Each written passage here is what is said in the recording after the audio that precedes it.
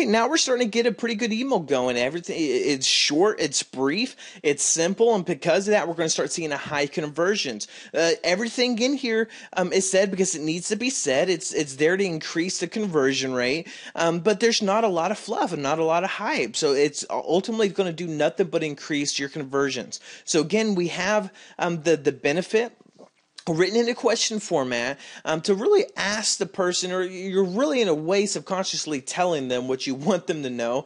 But it's just, one thing is just being asked something versus being told something. When you're told something, you're kind of put up a guard. You automatically put up a defense. But whenever you just ask your opinion, it really just lets those barriers just subside, and it really allows you to open up and really receive the rest of the message. So you got your benefit. How would you like to learn how to make $705 in 1 hour with one email? If so, then simply click the link. It's very short to the point, but it's a very strong, compelling reason to click the link, because again, we're not trying to sell in the email. We're just trying to get them to go to the landing page, or to the sales page, or to the offer, the blog, whatever it is that's designed to convert. And then now we're reinforcing that call to action. If you ever wonder what it would be like to send out one email and make more than you did working all week at your job, then check out the link above. Again, just reinstating that. And there is a formula in traditional copywriting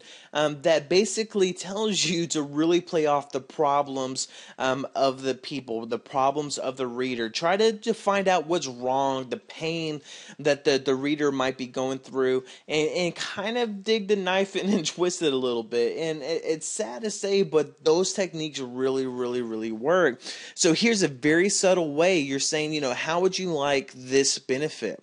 Here's the link. But then you're kind of really hitting it home. You're putting it in a way, reinforcing a call to action that says, hey, regardless of whether you think you need it or not, you might actually need this without you really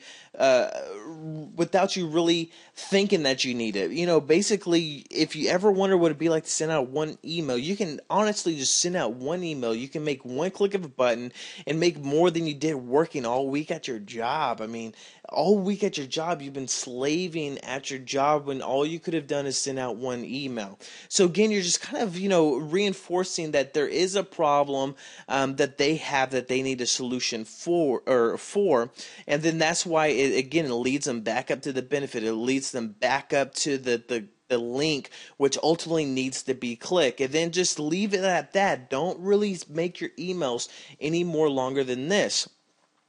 So this is basically kind of like the method to the madness. And if you notice what I'm doing here, even with all the ellipses at the end of the sentences, the ellipsis kind of tells the person it's an incomplete thought, an incomplete phrase, so they have to move on.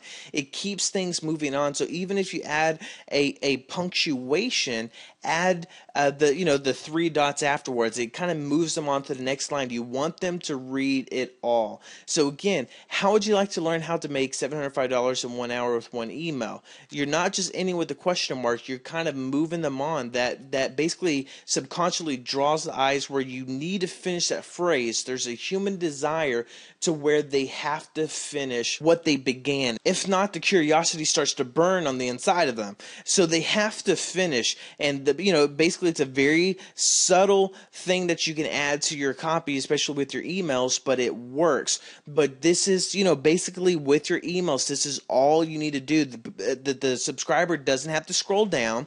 They get everything they need in a really kind of a quick jab. The email or the link is above the fold, which is going to increase your conversion rates about 83%, because the more that you make somebody scroll, the lower your conversion rates are going to go. But basically, this is the basic formula of the email demon method, that if you just follow this simple formula, you're going to start seeing a lot increase in conversions and a lot more response coming out of your list. So that's it for this video. When you're ready, go on to the next one.